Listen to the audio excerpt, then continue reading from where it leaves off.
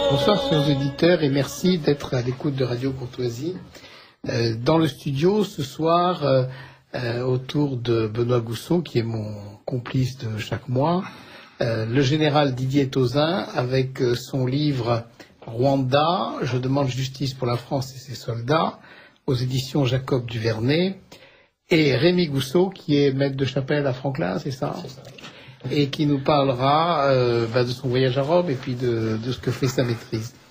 Alors, mon général, nous avons dans la première partie de ce journal tout à l'heure commencé à aborder votre vie africaine, votre vie militaire.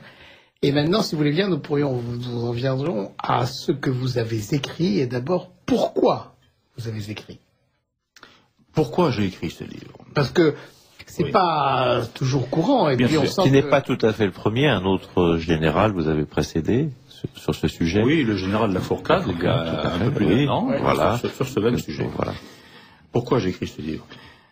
Parce que depuis la fin de cette guerre du Rwanda, depuis 1994, très régulièrement, très souvent en fait, la France et ses soldats sont salis, calomniés. La France est traitée parfois comme l'Allemagne nazie. Ce qu'elle a fait au Rwanda est comparé à la Shoah, rien que ça. Et nous, nous sommes comparés à des Waffen-SS. Et le sommet de cette calomnie, ça a été le rapport Mussio, du nom de son signataire, qui a été publié par le Rwanda à l'été 2008. C'est une montagne, si je peux dire, de calomnie. C'est absolument horrible. Bien. Et il n'y a strictement rien de vrai là-dedans.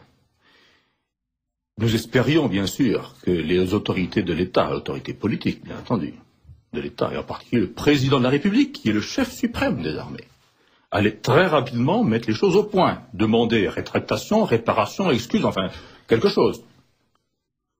Nous avons entendu un moment, devant son silence, au mois d'octobre 2008, nous avons demandé audience à l'Élysée. Nous avons été reçus par M. Jean-David Lévit, son conseiller diplomatique, qui, à l'issue d'une réunion un petit peu mouvementée, nous a assuré qu'avant le 7 novembre 2008, le président de la République s'exprimerait. Nous sommes en avril 2011 et nous attendons toujours.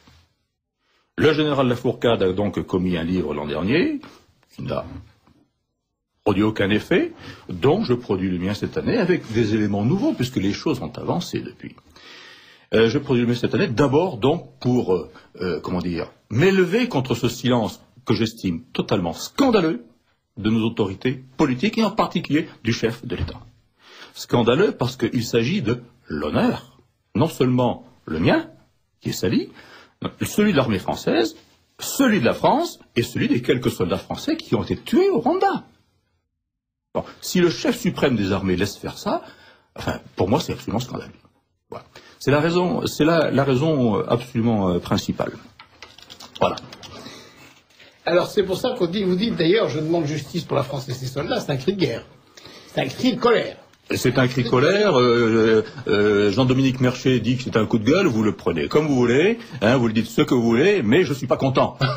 Je suis pas content. Alors, je le dis, je l'écris. Oui, d'autant que vous dites non seulement il y a le silence, mais il y a le bruit fait par les médias et qui lui a été un bruit autour du rapport que vous évoquiez tout à l'heure, plus que des faits et la vérité. Oui, c'est vrai. Bon, n'incriminons pas, s'il vous plaît, les journalistes. C'est pas l'objet du livre et je ne le pense pas.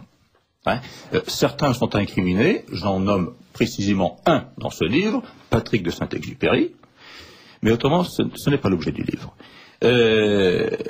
Mais il y a des désinformateurs dans cette affaire. Je les nomme précisément dans ce livre. L'association Survie, qui est une association française, qui a son siège à Paris, d'accord, et qui, depuis 1989 environ, c'est-à-dire avant le commencement officiel de cette guerre du Rwanda, a désinformé l'opinion publique française, a retourné l'expression France-Afrique qui existe depuis Houphouët-Boigny. Et Houphouët-Boigny avait élaboré cette expression dans un sens extrêmement positif pour signifier les liens entre la France et l'Afrique, des liens qu'il voulait indéfectibles. Eh bien, l'association Survie a retourné cette expression France-Afrique Et elle a été tellement entendue que même certains de nos élus, et même des ministres, et même un Premier ministre, ont prétexté de la France-Afrique pour rompre des relations avec l'Afrique. Parce que France et Afrique, automatiquement, ça fait penser à des relations ignobles fondées toujours sur la corruption. Donc c'est d'ailleurs l'image qu'ils ont réussi finalement. C'est l'image qu'ils ont réussi à imposer. Et ça, nos responsables politiques, bon, si, il y en a quelques-uns qui ont réagi. Bon, leur voix est passée complètement inaperçue. Monsieur Védrine a dit qu'il était inadmissible que des associations comme Survie, justement, aient comment dire, une voix au chapitre beaucoup plus que la représentation nationale. Ça a été le cas. Monsieur Juppé s'est élevé contre les injures qui étaient portées à l'armée française, contre les tentatives de réécrire l'histoire. Mais ces gens-là, eh bien, ils ont parlé, mais ça s'est passé pour ses profits, si vous voulez. Ça n'a pas eu l'autorité qu'aurait eu l'expression du chef de l'État en personne. Parce que là, il s'agit de l'honneur de la France. Il est chef de l'État. Il est chef suprême des armées. C'est à lui de parler. Alors, pour nos auditeurs, et puis pour Pardonnez-moi si je suis un peu vif. Non, mais on a compris. Je pense que les auditeurs... C'est le ton du livre, et on retrouve bien comme tel. Il faut lire ce livre, il faut d'ailleurs, comme vous dites à la fin, non seulement le lire, mais il faut faire circuler, et puis il faut écrire aux autorités politiques, on le dira, parce que effectivement, c'est pas un récit académique, ni un reportage, c'est je demande justice, c'est quand même quelque chose de grave et de profond. C'est un vrai témoignage. Oui. Alors, et je crois que... Pardonnez-moi de vous couper. Allez, vous venez de parler de la fin du livre. Je demande effectivement d'informer les autorités politiques et de leur demander de réagir. Et je le fais encore plus aujourd'hui parce que j'ai eu aujourd'hui sur Internet une lettre de l'association Survie. Justement, cette association qui a aidé Kagame depuis le début et qui continue d'aider Kagame, continue d'aider de desservir la France d'une manière ignoble. Une lettre de l'association Survie que l'association diffuse en demandant à tout un chacun d'écrire justement aux députés pour demander aux députés d'agir, mais vraiment à l'inverse de ce que je souhaite moi. Pour démontrer, je cherche le mot exactement, faire la lumière sur la politique de la France au Rwanda. Ailleurs, il y a démontré les fautes de la France au Rwanda. Voilà ce qui va partir vers les députés. Donc il est importantissime, si je peux me permettre, que ce livre, d'une façon ou d'une autre, ou bien une lettre sortie de ce livre, aille vers les députés, vers le chef de l'État, vers les ministres. C'est très important. C'est une cause nationale, puisque c'est l'honneur. Je ne sais pas s'il y a quelque chose de plus important que l'honneur. On disait tout à l'heure que autrefois le suicide pour cause d'honneur était légitimé par l'Église. Bon, et c'est quand même quelque chose de rudement important, l'honneur de notre pays. Un pays comme une personne qui se laisse insulter sans réagir, mais il sera méprisé. Et c'est d'ailleurs un petit peu ce qui se passe aujourd'hui pour notre pays. Mes amis africains, j'en ai des quantités d'amis africains. Mais ils ne comprennent pas. Ils ne comprennent pas qu'on se laisse insulter par ce type, Kagame.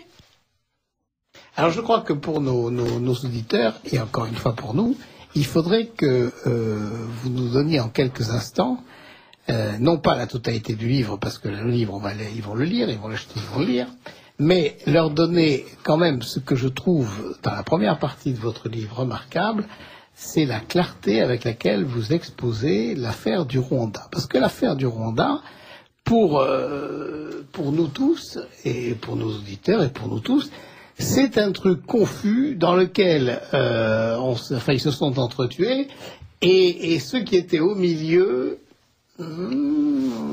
qu'est-ce qu'ils ont fait, qu'est-ce qu'ils n'ont pas fait, comment ils auraient pu agir, ils auraient peut-être pu éviter, et la rumeur qui s'est installée, c'est on n'a pas été très clair au Rwanda. Et donc là, je trouve qu'il faudrait que vous rappeliez l'essentiel, mais chronologique de l'histoire. Bien. À moins que vous vouliez vous référer à votre livre. De l'histoire immédiate. De l'histoire immédiate. C'est-à-dire. Faire toute l'histoire de C'est évident.